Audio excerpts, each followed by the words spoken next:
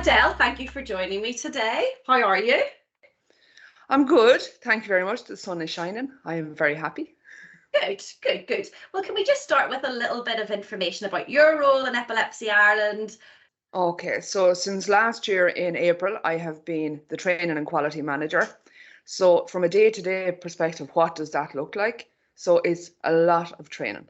And we have one training program which we really focus on for professionals and people who support people with epilepsy outside of the family unit, and that's our training on buccal midazolam, which is certified training. So that is what I would be focused on coordinating. I have a group of trainers around the country, they're community resource officers, who would also deliver this training in the region. So my thing is to coordinate and keep everything centralised. That's what I am in charge of looking after, and also the quality side of the organisation.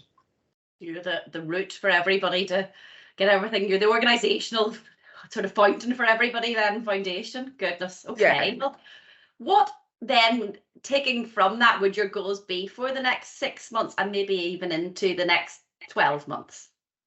Okay, I think there's been so many changes in training since COVID started, and there was a lot of a shift to online. So with that shift, we also seeing the numbers, the demands, the people looking for online training to be done has increased.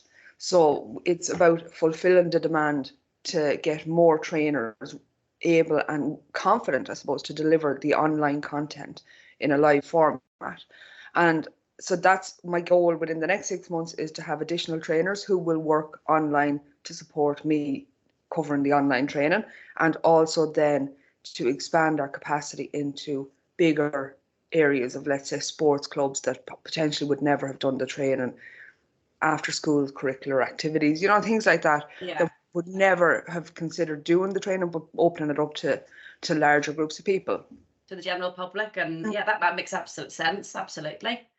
So a bit of a pertinent question for you. What matters more than anything else right now to you? I think what's most important is making sure that people with epilepsy are not limited to attend events, to go to a sports club, go to a nightclub, go to school, and have staff that are confident and comfortable to support them and know what to do and what they don't need to do. Because but over the years, I suppose epilepsy had been stigmatized in the past, and it's about making it normal, because we've 45,000 people with a known diagnosis.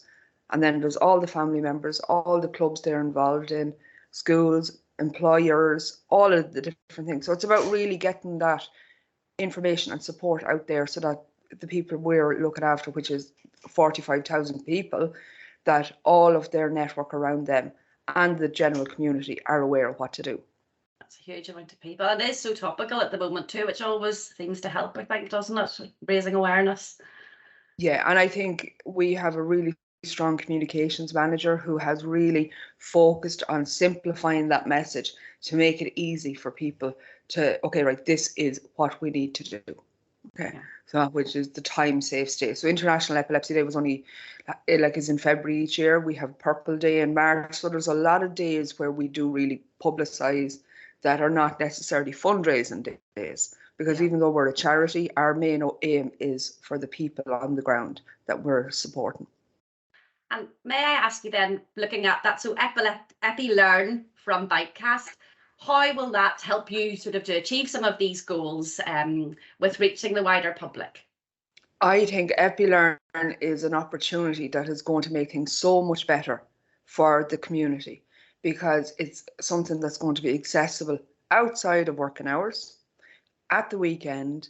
You're a family member, you're a person who has a friend and you want to know more about it. You are even in a professional capacity or a bus escort, so anybody can access it. There would be no restriction to what information they're going to get. The information is going to be relevant, it's going to be up to date, and it's going to be maintained. So it's about that accessibility, that you're not having to wait for an email to be responded to coordinate a call. That information is going to be there from a reputable source that we have overseen, because I know the internet, you can Google, you can do training courses, and yes, they may be brilliant, they may be very accurate, but at least we know now that what people in Ireland are going to be getting access to through EpiLearn is going to be relevant, it's going to be what they need, and it can be done at their own pace. Yeah. So they don't have to go from start to finish all of a sudden. They can follow the pathway and stop and start at where they're at in their journey as well. So it can be helpful from that point of view. And I think that's going to be the biggest benefit to EpiLearn and also to students. So students in TY who are looking to raise awareness around different things and potentially look at this as a program that could be integrated into TY programs, into PLC courses. So there is no limit to where it can go. Yeah, we say quite a bit, sort of anytime, anywhere, because of the app-based solution, and it's accessible at any time, as you say. It's just not that you have to log on to a computer and look up something. What were the main drivers for you in choosing Bytecast? Yeah, I think with Bytecast, it was decided because you were capable to do what we wanted to achieve. Originally, what we had planned to use Bytecast for was something that was very narrowed down to focus on the training that I would deliver day to day and every week and every month of the year. And then to go look at the content as it was being developed, we said, this is actually suitable for far more than, and rather than keeping it down to that narrow base. So we said, okay, let's make a change of direction. Content's the same, but we can use this for a whole different group of people, which is everybody basically, not just breaking it down and making that number smaller. Absolutely, it is for everybody. And on that sort of vein, you have very varied pathways and you use lots of videos and articles. So what features sort of really struck you? Yeah, I think as an adult who has come through the education system, and I think many of us will know, we all learn differently. And I think I learned by talking and communicating, but rather than reading it in a book, I can read, but if I look back, do I remember it all? Have I taken it in? When I watch a video, I can remember visually what I've just seen, which then helps to get the information to sit in my head and hopefully stay there for a good while. And I think that's the aim of the breaking it down, even the multi-choice questions, which is getting you to think about, what did I read? What did I watch in the video? The videos, yes, we have a mixture of our own videos from International Epilepsy Day. So they're award-winning videos that from the last couple of years. There is also videos from Epilepsy Action in the UK. So there's a lot of third-party videos that we're using. They're available there. We would use them for other training sessions that we do in person or live online. So it's just the options are there. So let's help every type of learner there is, rather than keeping it all text-based. Yeah. Well, your pathways are so engaging, and all the different colours and the themes that went with them are super as well. And I think it's also good that we've a lot of videos that sort of go to die somewhere on a YouTube channel. At least they're being used, and as you say, they're a beautiful way to disseminate information to people, sort of engaging and quickly. How did you find the whole experience? Okay, I found the Bytecast experience was actually really smooth. Like the platform, even for communicating between the members of the team, let's say, so from yourselves, from Epilepsy Ireland, anybody posts a message on the Bytecast platform, we were all able to see that update. It came into our emails and then we logged in. So the communication, how it's structured, it's there. There's a record of everything because you're not trying to remember. Also, it was something that took longer for us to get there due to a lack of manpower on our side. And Bytecast stepped in and he helped to actually get us to the level that we're at, which potentially it would have been left sitting up there going, yes, we'll get to that. But we'll get to that next week. Next week was 6 months ago. Never come out, yes. Yeah, and only for Bytecast, it would not have got to the level that it's at now, which is launch level. So that's where we wanted it last year. We're now here.